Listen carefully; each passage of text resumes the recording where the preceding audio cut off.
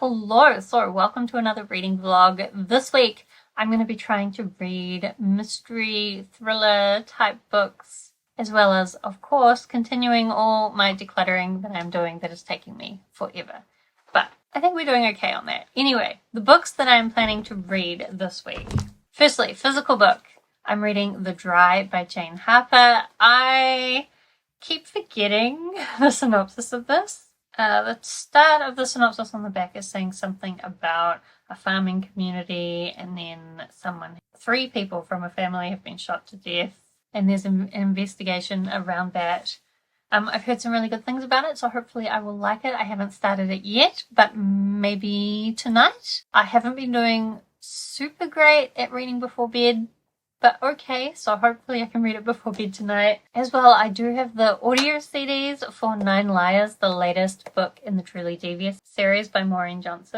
So this is a series about Stevie Bell, who's this young girl who wants to become a detective. The first trilogy, she was solving this mystery at her school. Then in the second one, she solved a murder that happened at the summer camp. In this third one, I think she's going to go to her boyfriend's school in the UK and I assume solve a murder mystery because that's what she does. I really love Stevie Bell. So this is like a YA series. She has a lot of anxiety and I love the way that that's represented, but also I just love the way the mysteries are put together. I don't know, something about them I just find so engaging and consumable, especially the audiobooks, which is why I got the audio CDs.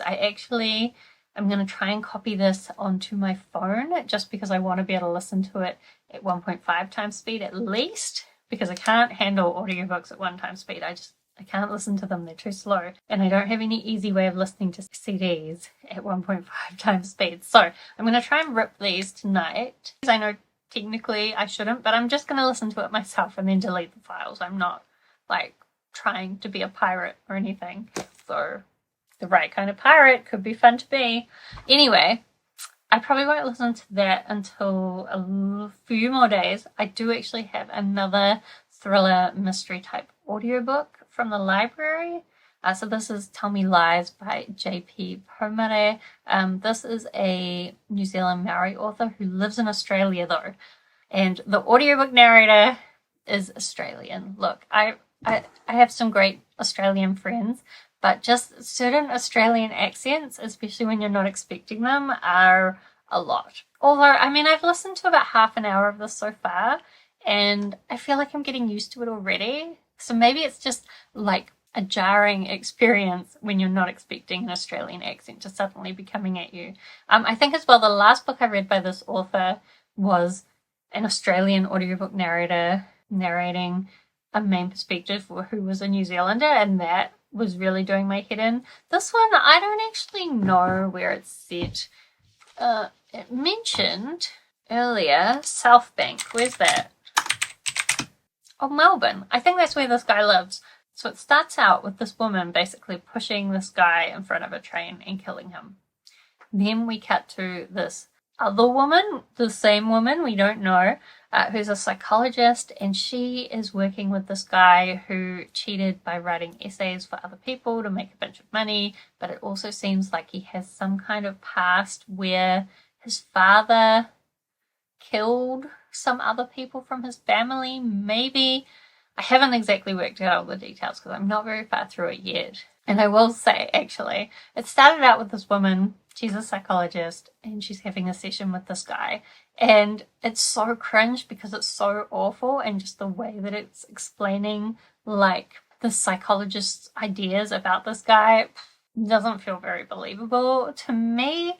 I will say I recently read A Flicker in the Dark, which I didn't think was that amazing, but the main character in that is like a therapist, and I felt like the sessions included in that book were a lot more realistic, like maybe still not perfect, but a lot better than this. So I'm hoping not too much of the book will be these sessions with the psychologist and this man, because I think that will really annoy me. But I've read a book by this author before and I really liked that one, so I'm hoping I'll like this one as well. I'm gonna go out for a walk in a bit. I usually go for morning walks, but I've been selling some stuff as a result of some of my decluttering, and I had someone picking something up this morning. So I'm going to go for an afternoon walk instead. Just looking at the weather, I think it looks like it'll be okay. And this is only a 6-hour audiobook, so really, it's not going to take me long to get through it at all. Hello, so it's several days later and now it's getting dark and I think I'm going to go for a walk. It's been a couple of days since I've updated you and I just keep putting it off because I haven't been in the mood for vlogging, which is fine. But also today I've just been putting lots of stuff up on Trade Me, which is like New Zealand's version of eBay, putting lots of things up for sale, and I just find it really exhausting. And I feel like going to sleep, but it's not late enough to sleep. So I think I'll go for a walk and listen to my audiobook. So let me tell you about my audiobook if I can remember. I think I am more than halfway through. I do find the main character to be quite annoying, mainly because I think she's a really bad psychologist, and I don't know if that's what the author intended or just because the author himself wouldn't make a very good psychologist. But like when she's having these client sessions, she keeps making assumptions when she should be asking open questions. Maybe it's just because I have like a background in coaching that I can see how bad the way she's going about getting information from them is, and then she'll get like the smallest piece of information and be like, oh, a breakthrough, but it's not. And just like she's kind of cheating on her husband, kind of, and she's not keeping to the psychologist code of ethics for sure. So like she's quite unlikable, but I kind of remember that the last book I read by this author also had an unlikable main character, and I don't think it necessarily ruins the story. So I still am quite invested in working out what's going on. I have some ideas, but I'm actually not sure. So basically, somebody set fire to her house, and that same somebody seems to have also been following around some of her other clients. And there definitely are some of her clients that are lying to her and not telling her the truth, as well as some weird things going on with her family. So I'm going to listen to it when I go on my walk now, and it'll be interesting to see where that goes. The only thing I will say, I don't think it's the best idea to read 2 mysteries at once, because when I've been reading this, I keep being like, oh yeah, wasn't there a character who... And then I remember, no, that's a character from the other book. But this one, I'm actually really loving this one.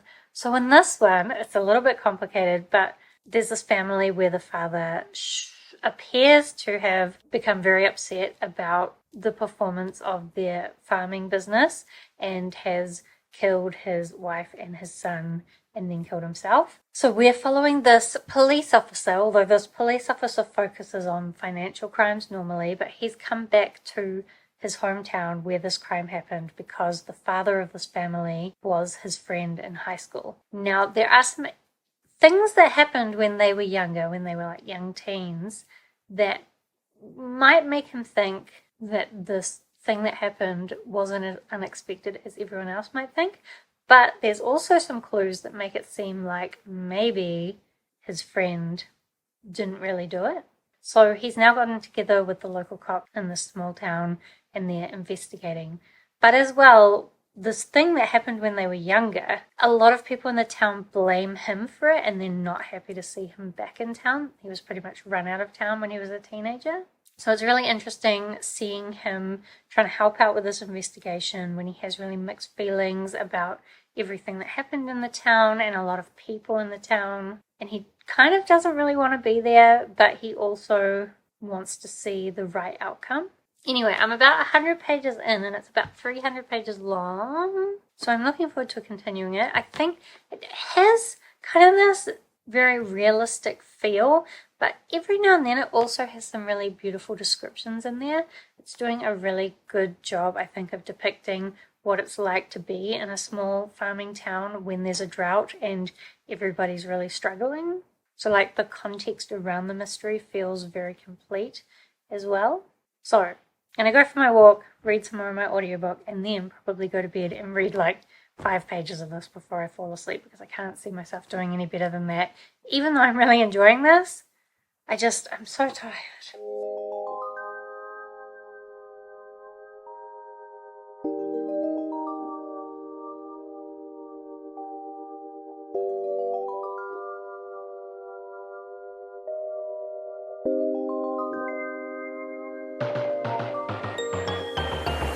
chasing one another, getting lost in another summer. Never wanted it to end. Now I'm losing all my friends. I'm reminded of the pain when I'm on the interstate, me and the moon. Hello, so I did go for my walk last night and I finished off Tell Me Lies, and I have to tell you, I was very surprised because I loved the ending of that. I thought it came together so well. There were so many things, like the ending was kind of everything I like a thriller to do at the ending. There was a whole bunch of like things that had been seeded earlier in the story that maybe you'd forgotten about, but they came together in really interesting ways. And as well, there was actually some thrilling stuff happening, which often I find in thrillers there's not that much actual like thrilling stuff, but this was like the characters actually feel like they're in danger. And then there were some bits where I was actually shocked. So like, even though the beginning I feel like was a bit shaky just with how unlikable the main character is, I think later that unlikableness kind of pays off. And I also think like some of the problems I had with the psychologist sections not seeming realistic, like maybe if you haven't studied any psychology, those bits won't seem as off to you. I don't know. I think I'd be interested in an actual psychologist's review of this story. But as well, most of those bits are in the beginning. I think you can overlook them. There is one bit near the end where she kind of says there's no way that he'd be able to hide his true self from a good psychologist, so I should be able to find some clues in the things he said earlier. And I thought, no, the conversations you've had earlier was so surface level, it would be really easy for him to have hidden a lot of things from you. But anyway, yeah, I really like the ending. I do think it was a similar experience with the other book I read by this author, because it was also an unlikable character, but the way things came together in the end was similarly well done, and there was that same like thrilling element where the character was actually in danger. So I do recommend these books if like the kind of thrillers you like are the ones where you kind of know all the pieces but you don't expect them to come together in that particular way, and also you like to have a little bit of actual thrillingness. Anyway, other than that, I think I did read only about 30 pages of this, but that's more than I thought I would get through before I fell asleep. But I don't think that much has happened, really. We're just continuing the investigation. I have started to come up with a few theories about what's going on, but I think there's a lot more information to be revealed, so hoping to continue that more today. And then the other thing I managed to do is get 9 Liars onto my phone.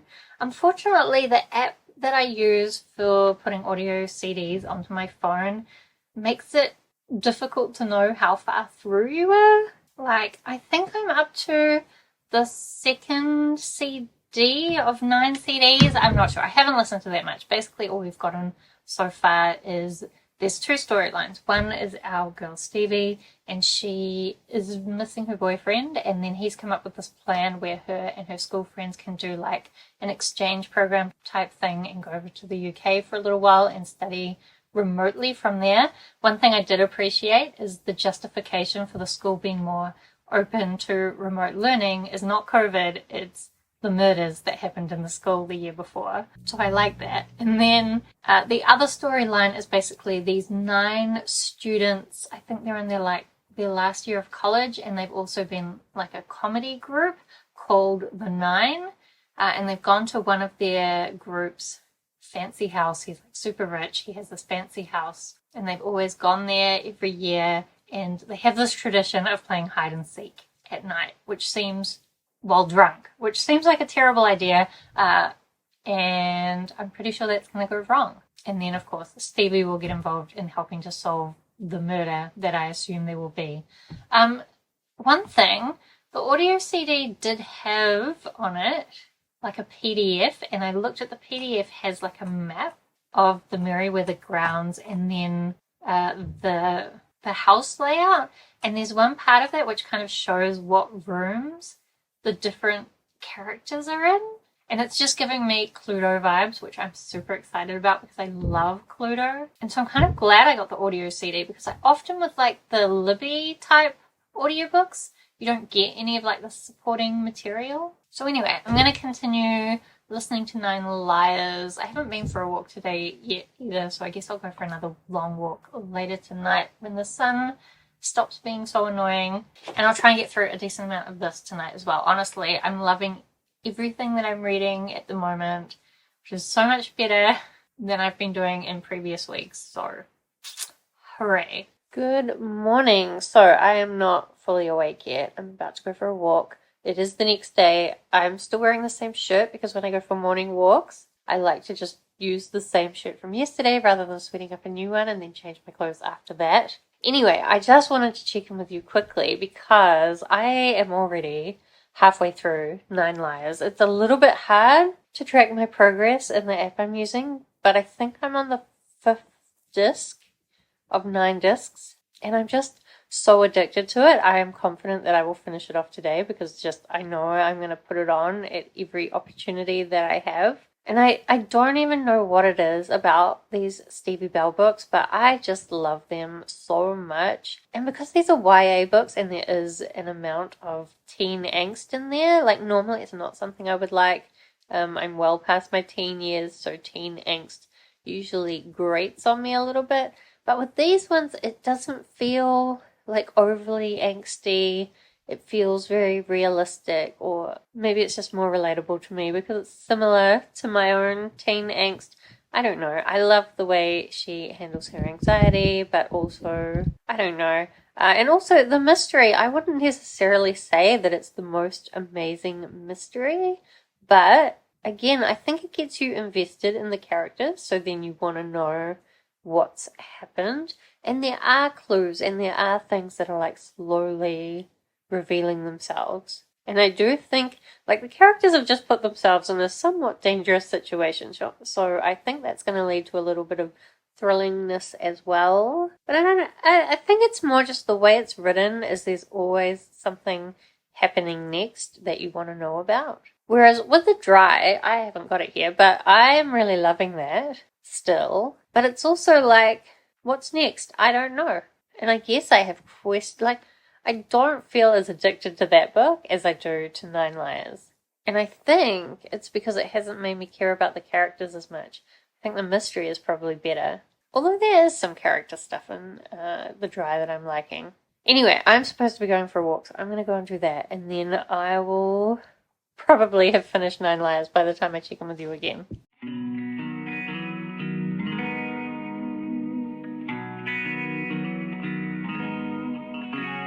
If you set yourself on fire, I never let you burn.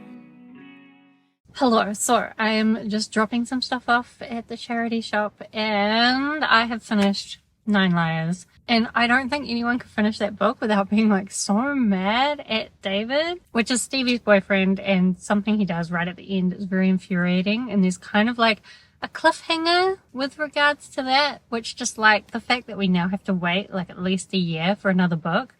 Pfft, how annoying. But the mystery part of things did wrap up, and I possibly don't think it was the best mystery of the Stevie Bell series, but I still enjoyed it. I still liked picking up on the clues and seeing it all come together, seeing how Stevie worked it out. I feel like these glasses are making me look like an insect, but it's way too bright for me to take them off. Anyway, 9 Liars. I really liked it. I had such a fun time with it. I did see a review saying they thought there was too much of the personal side of things, but I always like that part of the Stevie Bell. Oh, there's a lady getting in next to me. Goodbye, lady. What was I saying? Oh yeah, so I think some people won't like the amount of the personal stuff. I kind of like it, and I think it adds to the bigger mystery rather than takes away from it. Of course, I can see why other people wouldn't like it. But as I said, I find these books so addictive. I read that so fast, and I think I did the same thing with the last one. I really like the audiobooks. I think it makes all the characters feel so much more real. Anyway, I loved it. I'm going to try this afternoon to do the read a chapter, do one productive thing, because I've got a lot of things I need to do, but also I really want to make some more progress on the Dry. Actually, I also just went to the library. I guess I could show you the library books I got. So firstly, the one I was picking up was Alone with You in the Ether by Oliver Blake. This one, I don't know much about it actually, but I have been enjoying some of Oliver Blake's stuff. I actually have a hold on audiobook as well, which I think is going to come through really soon. So we'll see whether I read it physically or audibly. Maybe I'll do a mix of both. And then as well, in the free bin out the front of the library, I got this book on sociology, mainly because the chapter headings looked interesting. And like, who doesn't want to know more about sociology? I mean, I do. Anyway, I gotta go. People are starting to look weird at me filming in my car. You can probably see I still got lots of shit in my car, but I'm just like dropping bits and pieces off slowly and like not trying to inundate the charity shop with too much of my stuff. Anyway, I gotta go. Hello! So, I have finished reading The Dry, and I have to tell you, unfortunately, the very end, I think it didn't hit the landing. Like, I still enjoyed this. I think it was really good. I had a fun experience, but I do feel like a lot of the mystery or a lot of the story was them reacting to hunches.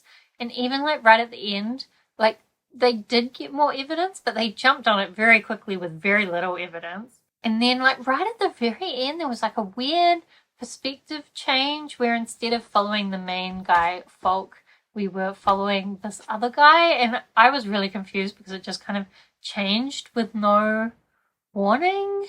And then the very, very ending, there's another thing that we learn, except we only really learn about it through the flashbacks. So throughout this book, there are parts that are flashbacks. In this book, at least, they're italicized, so you can tell which bits are which. And so we really only learn about what happens with one thing through this final flashback. And I think we're meant to assume that the main guy has worked it out because of something he found. But like, I mean, he would be jumping to so many conclusions still. So it's kind of frustrating to me that the characters didn't work things out in a more logical way. But I still think this was a really good story. I just think if the ending had been a little bit better, or like if the clues had been seeded better and the main characters had reacted better, that maybe it could have been like a favorite. But anyway, I still really liked it. I think I like Nine Lives better. And then Tell Me Lies. It's funny because Tell Me Lies started out rocky and then really came together at the end, whereas this book was kind of the opposite. So I think in the end, I actually like them about the same, even though, like, if I'd read just the beginning of both books, that's not what I would have expected. Still, I would say I think the books that I read in this reading vlog were pretty successful, especially because in the past I've had such bad luck with mystery thriller type books. But these ones are actually pretty good. So, if you know more mystery thrillers that are similar to the ones that I read in this vlog, let me know down in the comments because that's what I need. Anyway, I'm going to be back to fantasy next week, which I'm really looking forward to. But let me know if there's been anything else that you've been reading lately that's been great. Otherwise, thank you so much for watching. I hope that you are doing well, and I will see you next time.